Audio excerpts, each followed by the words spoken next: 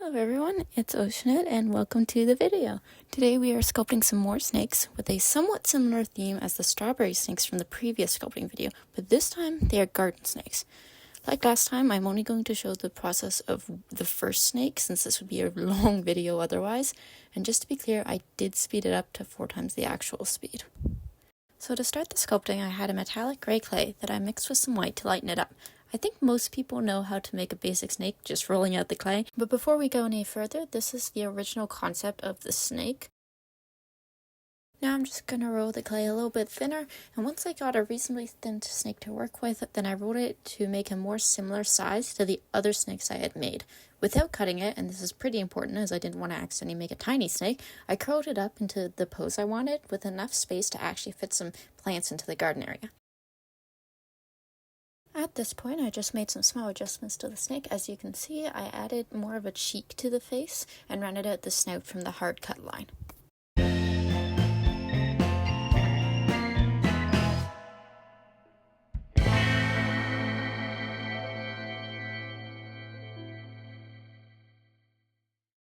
This bit is hard to see because my sculpting mat is brown, but I am now adding brown clay to where the snake is curled around as a sort of base for the plants to rest on. Essentially, all I'm doing is working the clay a bit to soften it, then putting an amount less than what I actually need into the space and using my silicone tool to press it down and against the side of the snake to keep it in place. I can then add more afterwards to fill in all of the gaps.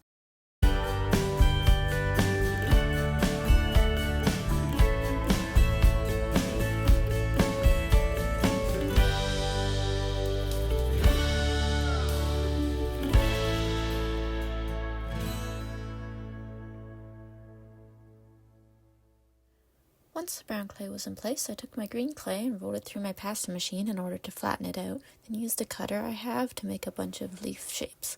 I did the same thing with the orange clay, except obviously making them into flower shapes rather than leaf shapes. Then I placed them all into the garden area and pressed them down slightly to make sure that they don't fall off. The yellow clay in the center is a fun accent and also works as the center of the flower, but has the added bonus of making me press down on the center of the plant without ruining the flower shape, but allows the leaves and the flowers to become even more secured into the base.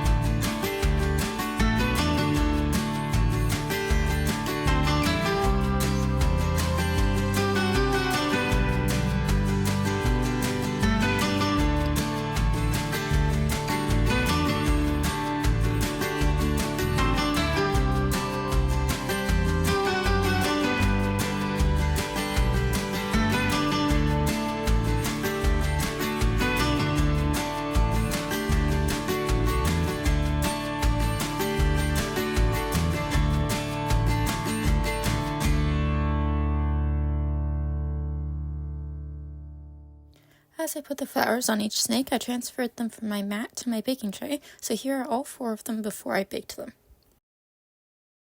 After baking, they look like this, and you'll notice I didn't add much paint except for the pupils, which are unfortunately hard to see in the images. However, that was all I needed to do afterwards since the clay colors are already perfect.